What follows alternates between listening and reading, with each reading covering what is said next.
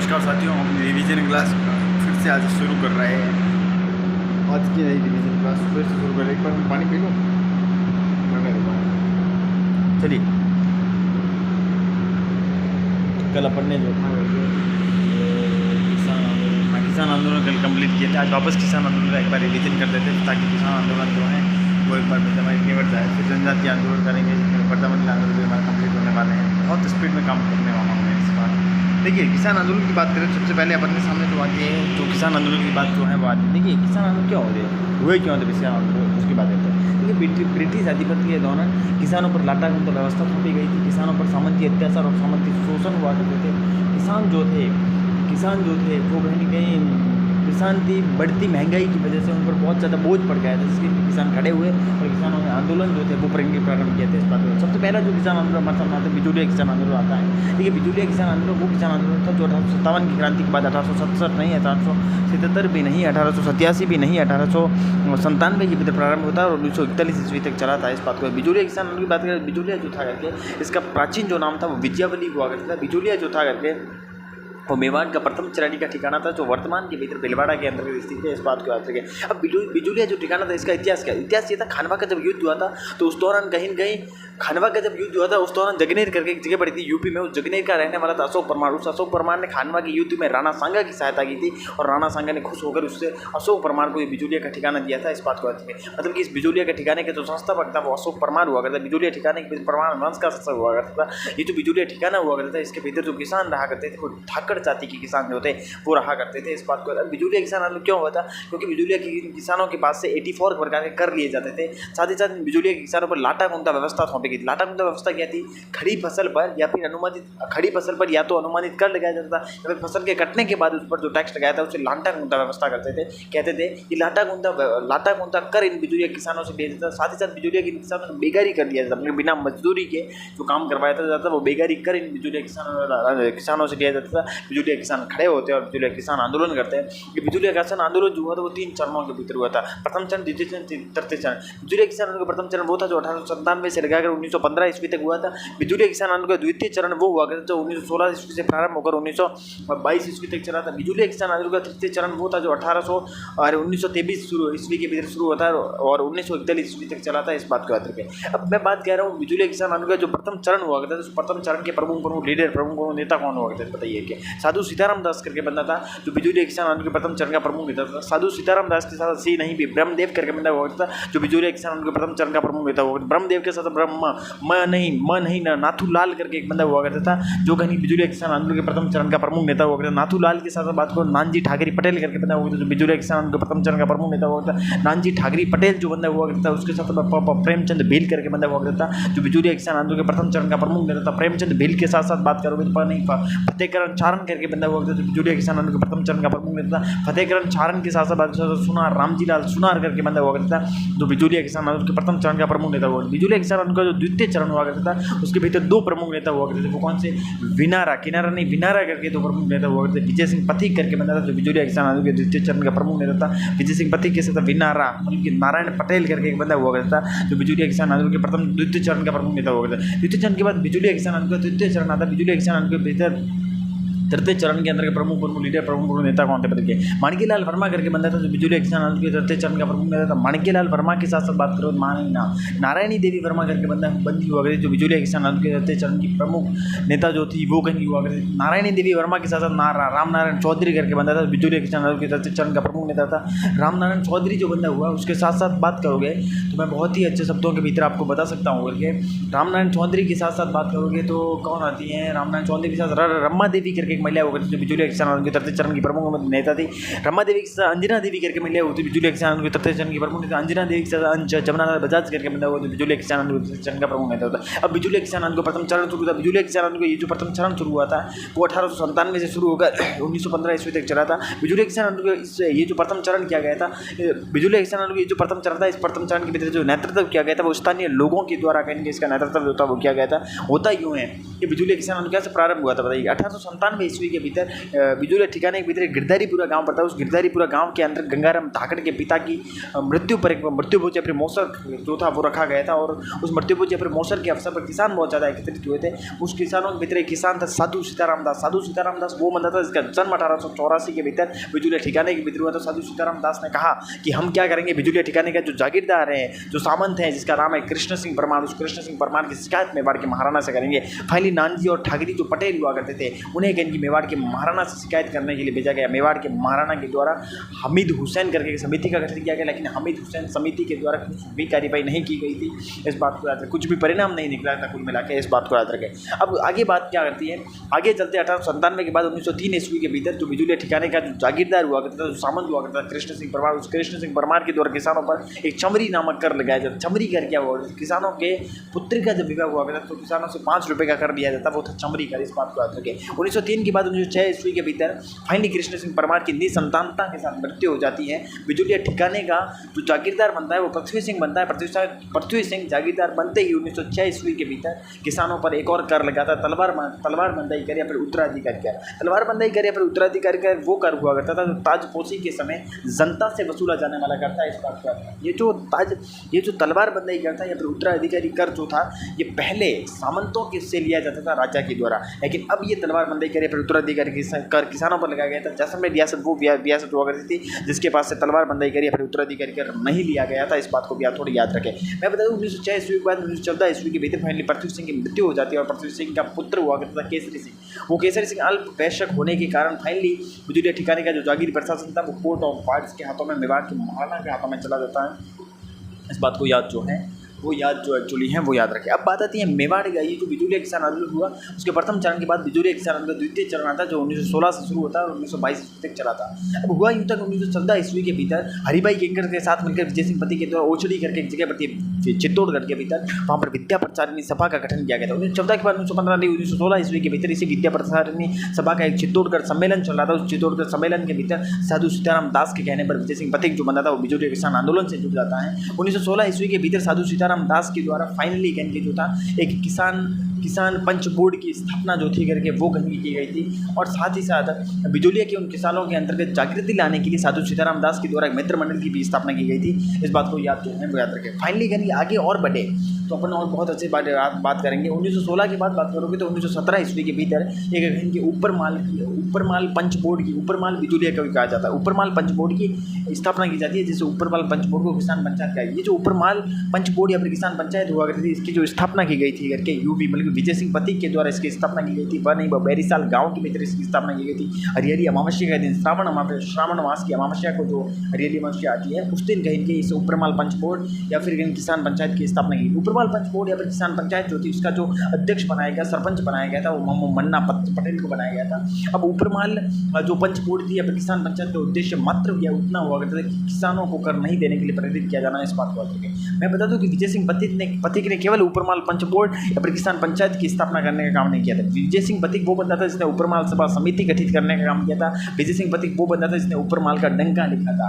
ऊपरमाल किसको कहा जाता? बिजोलिया किसमें आता? मेवाड़। मतलब ऊपरमाल का डंका वो था तो मेवाड़ी भाषा के लिखा गया था। ऊपरमाल का डंका जो था वो हस्तलिखित समाचार पत्र हुआ करता था। इस बात को याद जो है रखें। ऊपरमाल पंच बोर्ड या फिर किसान पंचायत के बाद बात करें 1917 के बाद बात करें तो 1918 नहीं 1919 ईस्वी के भीतर फाइनली बिंदुलाल भट्टाचार्य आयोग जो है बना। बिंदुलाल भट्टाचार्य आयोग क्या था कि मेवाड़ सरकार के द्वारा बिंदुलाल भट्टाचार्य करके एक बंदा था जो बीमा मांडलगढ़ का हाकिम हुआ करता था। बिंदुलाल भट्टाचार्य के साथ बी नहीं है एक ठाकुर अमर सिंह करके बंदा था जो ये नहीं बिजोलिया ठिकाने का रहने वाला था। ठाकुर अमर सिंह के साथ एक अफजल अली करके बंदा था जो कहीं न्यायाधीश हुआ करता था। इन 3 सदस्यों का एक आयोग बनाया जाता है जिसे बिंदुलाल भट्टाचार्य आयोग का किया गया। इस बिंदुलाल भट्टाचार्य आयोग को बिजोलिया के भीतर वो किसान थे उन किसानों की शिकायतों की सुनवाई के लिए भेजा गया।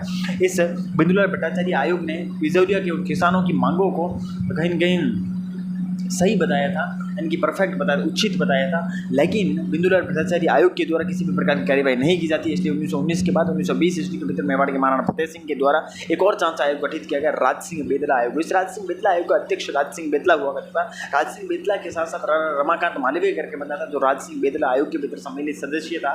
रमाकांत मालवीय के साथ रमाकांत तख्त सिंह मेहता तख्त सिंह करके भी बंदा था जो राज सिंह बेदला आयोग के भीतर प्रमुख जो मेंबर था, प्रमुख जो सदस्य था करके वो कहीं हुआ करता था। इस बात को याद जो है भले कितने भी संगठन भले कितने भी आयोग बनाए गए लेकिन कुछ भी परिणाम नहीं निकला था। विजय सिंह पथिक के द्वारा फाइनली इस बिजूलिया किसान आंदोलन से संबंधित तमाम खबरों को कानपुर से प्रकाशित होने वाले प्रताप समाचार पत्र के भीतर प्रकाशित करने का काम किया था। प्रताप समाचार पत्र वो प्रताप समाचार पत्र हुआ करता था जिसका संपादक जो था वो गणेश शंकर विद्यार्थी हुआ करता। गणेश शंकर विद्यार्थी कौन? गणेश शंकर विद्यार्थी वो बंदा हुआ करता जिसका जन्म प्रयागराज यूपी के भीतर हुआ था। और इस बात को याद रखें। मैं बता दूं प्रताप समाचार पत्र की क्यों बात करूँ, कहीं न कहीं प्रयागराज से निकलने वाला जो अभय उदय समाचार पत्र था उसके भीतर क्या, तो प्रयागराज से निकलने वाले अभय उदय समाचार पत्र के साथ साथ कलकत्ता से निकलने वाला जो भारत मित्र समाचार पत्र हुआ करता वो क्या, तो कलकत्ता के उस भारत मित्र समाचार पत्र के साथ बात करोगे। मैं बता दूं पुन्ना के भीतर लोकमान्य तिलक का जो मराठा समाचार पत्र हुआ करता था, इन तमाम समाचार पत्रों ने भी नियमित रूप से इस बिजूलिया किसान आंदोलन से संबंधित खबरों को प्रकाशित करने का काम किया था। इस बात को याद रखिए। विजय सिंह पथिक ने इस बिजूलिया किसान आंदोलन को राष्ट्रीय आंदोलन बनाने के लिए कहीं न कहीं विजय सिंह पथिक ने इस बिजूलिया किसान आंदोलन को राष्ट्रीय स्तर तक पहुंचाने के लिए गांधी जी से बम्बई के अंतर्गत मुलाकात की। गांधी जी ने भाई रिस्पॉन्स दिया था। गांधी जी ने अपना जो सचिव था महादेव भाई उसको बिजूलिया के भीतर भेजा था और बिजूलिया के भीतर कहीं की जांच हेतु कहीं की भेजा था। इस बात को याद रखें। 1919 के भीतर एक अमृतसर कांग्रेस अधिवेशन होता है। उस अमृतसर कांग्रेस अधिवेशन के भीतर लोकमान्य तिलक के द्वारा बिजूलिया किसान आंदोलन संबंधी प्रस्ताव रखा गया था, लेकिन इस प्रस्ताव का गांधी जी के द्वारा विरोध किया गया था। इस बात को याद रखें। 1919 के बाद 1920 ईस्वी के भीतर महात्मा गांधी के द्वारा नागपुर अधिवेशन के भीतर इस बिजूलिया किसान आंदोलन को पूर्ण रूप से समर्थन दिया जाता है। जब लोकमान्य तिलक और गांधी जी जैसे बड़े बड़े लोग जब बिजूलिया किसान आंदोलन के साथ खड़े हो जाते हैं तब सरकार की आंखें खुलती है। ब्रिटिश सरकार ने राजपूताना का जो कहीं न कहीं राजपूताना का जो एजीजी हुआ करता है रॉबर्ट हॉलैंड, उसको कहीं फाइनली 4 फरवरी 1922 को बिजूलिया भेजा जाता है। 4 फरवरी के बाद बात करोगे तो फरवरी मार्च नहीं, अप्रैल नहीं, मई जून 1922 के अंतर्गत फाइनली रॉबर्ट हॉलैंड की उस अध्यक्षता के भीतर बिजूलिया के किसान और कहीं की बिजूलिया के जो जागीरदार हुआ करता है इनके बीच में समझौता होता है। समझौते के माध्यम से 35 जो कर थे किसानों के वो माफ़ कर दिए जाते हैं। 35 कर माफ़ करने का मतलब ये था कि अब भी उन किसानों पर 49 कर बचे थे। इस समझौते के माध्यम से किसानों की लगान जो थी वो 2/5 से 1/5 कर दी गई थी, लेकिन पता नहीं क्यों बिजूलिया किसानी का जो जागीरदार हुआ करता था जिसका नाम था केसरी सिंह, जो 25 सिंह का पुत्र था, उस केसरी सिंह ने फाइनली कहीं इस समझौते का उल्लंघन करते हुए बहुत सारे नए जो लाग थे, नए जो लगान थे करके वो कहीं लगा दिए थे। इस बात को याद।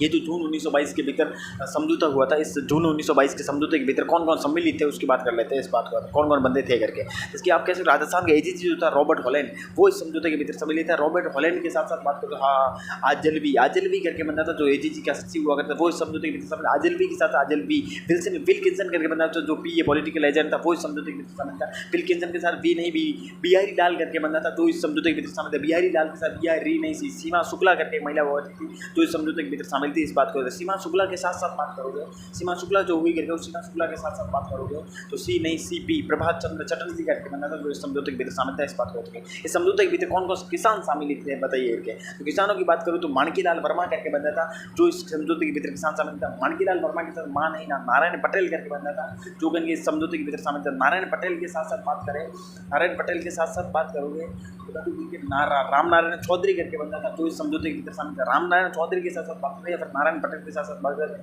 मोती चंद या फिर मोती लाल करके बना था जो इस समझौते के भीतर शामिल था। मैंने कहा कि इस समझौते के माध्यम से किसानों के 35 कर समाप्त किया जाता है। 35 कर समाप्त करने का मतलब ये था कि बिजूलिया के किसानों पर अभी भी 49 कर बचे थे। इस समझौते के माध्यम से किसानों की लगान 2/5 से 1/5 कर दी गई थी। पता नहीं क्यों बिजूलिया ठिकाने का जो जागीरदार हुआ करता था पृथ्वी सिंह का पुत्र केसरी सिंह, उस केसरी सिंह ने इस समझौते का उल्लंघन करते हुए नए जो लगान थे वो कहीं लगा दिए थे। इस बात को बिजूलिया किसानों को द्वितीय चरण कंप्लीट, बिजूलिया किसानों को तृतीय चरण आता है जो 1923 से लगाकर 1941 ईस्वी तक चला था। इस हुआ यूँ था बिजूलिया किसानों के तृतीय चरण के भीतर हुआ यूँ था कि भूमि बंदोबस्त अधिकारी होता है, बंदोबस्त ट्रेंस अधिकारी, उस ट्रेंस अधिकारी ने जो असिंचित भूमि थी उस पर टैक्स बढ़ा दिए, उस पर कर बढ़ा दिए थे। किसानों ने विजय सिंह पथिक के कहने पर अपनी जमीनों से इस्तीफे दे दिए थे और जो जागीरदार था सामंत था उन जमीनों को नीलाम कर दिया था। विजय सिंह पथिक बड़ा दुखी हुआ था और उससे 1927-28 के भीतर फाइनली कहीं की बिजूलिया किसान आंदोलन जो था वो कहीं की छोड़ दिया था। विजय सिंह पथिक के द्वारा जब बिजूलिया किसान आंदोलन छोड़ा गया तो कहीं की उसके बाद बिजूलिया किसान आंदोलन का जो नेतृत्व किया था जमनालाल बजाज के द्वारा किया गया था। जमनालाल बजाज वो बंदा था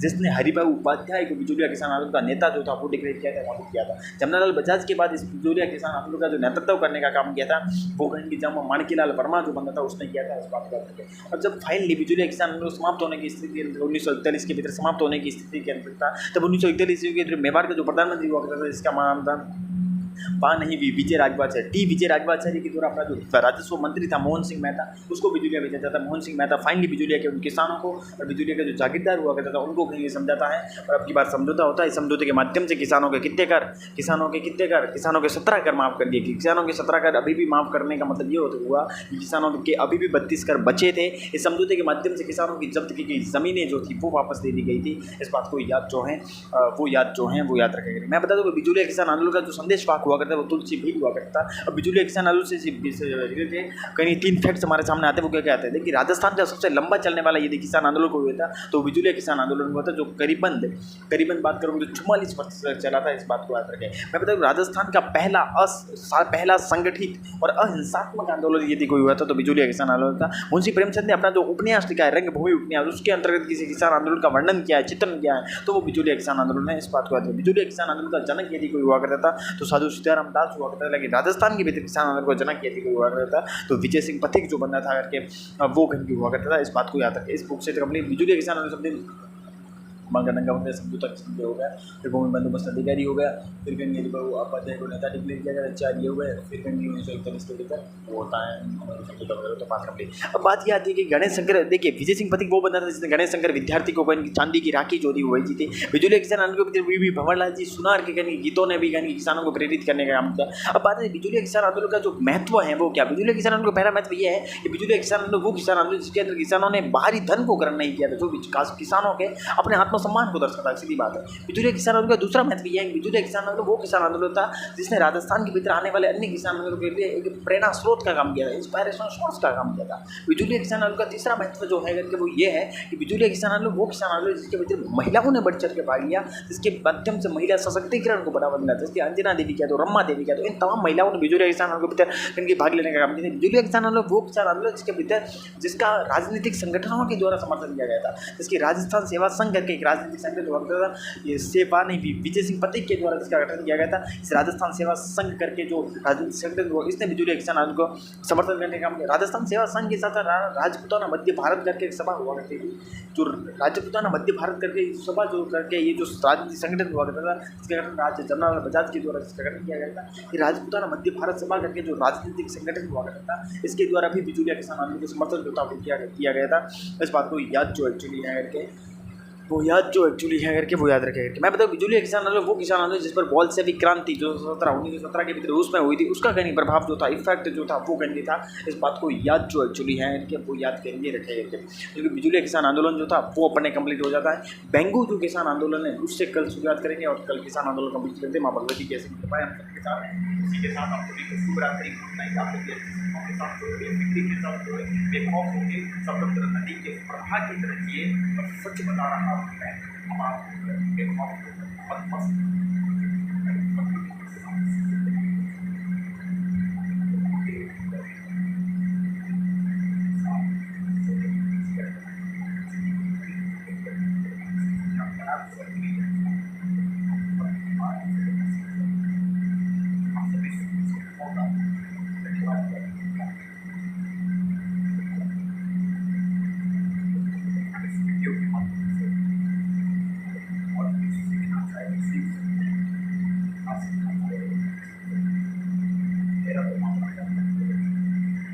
गुड नाइट के साथ।